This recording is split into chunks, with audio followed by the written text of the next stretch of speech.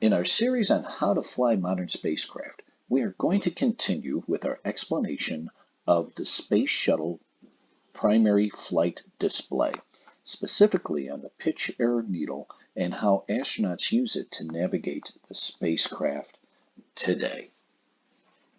In this issue of Spacecraft Guide, we're going to continue our work with the shuttle, and specifically we're going into the primary flight display.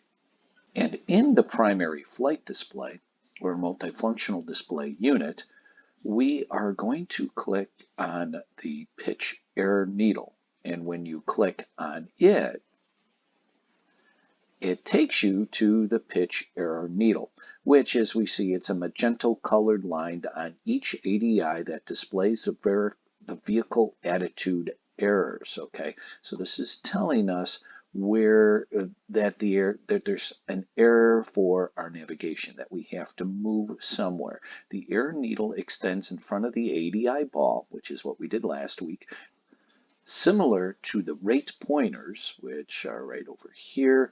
The error needle located at the right has an arc-shaped background, as you see right here, also magenta, with graduated marks that allow the flight crew to read the magnitude of the attitude error. So as you can see, we have the rate here of 5 degrees.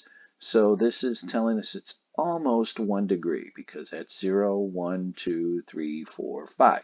Okay, so that's what that's telling us.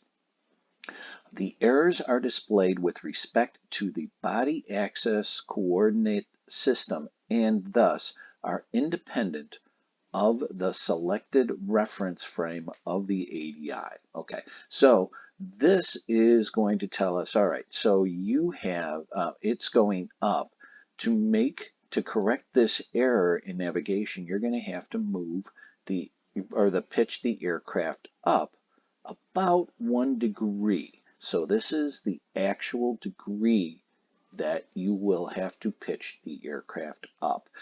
That's very specific, and I'm saying that for a reason, because later on we're going to do other things with specific points and rates.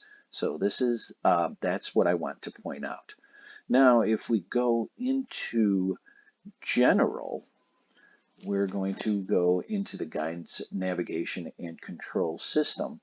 And we're going to come down here to the flight control includes attitude processing, steering, thrust vector control, and digital autopilot. So all of that is in there.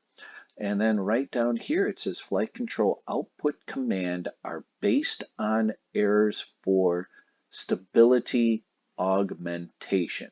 The errors are the differences between the commanded attitude, which is what the pilot or the astronaut is putting into it, aerospace surfaces, which could be the elevons and the rudder, and body rate or body acceleration, and the actual attitude, and the actual, here it is, actual attitude, position, rate, or acceleration. So the actual rate is going to be displayed, and then the errors are the differences. It's like, okay, we want to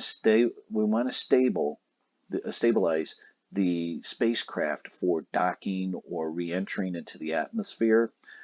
That is what the needle is telling you to do. So now, for our Patreon subscribers, and that even is our free Patreon subscribers, so what are you waiting for? For free, I'm going to go into the schematics of this instrument and show you how it works. And when you click on schematic,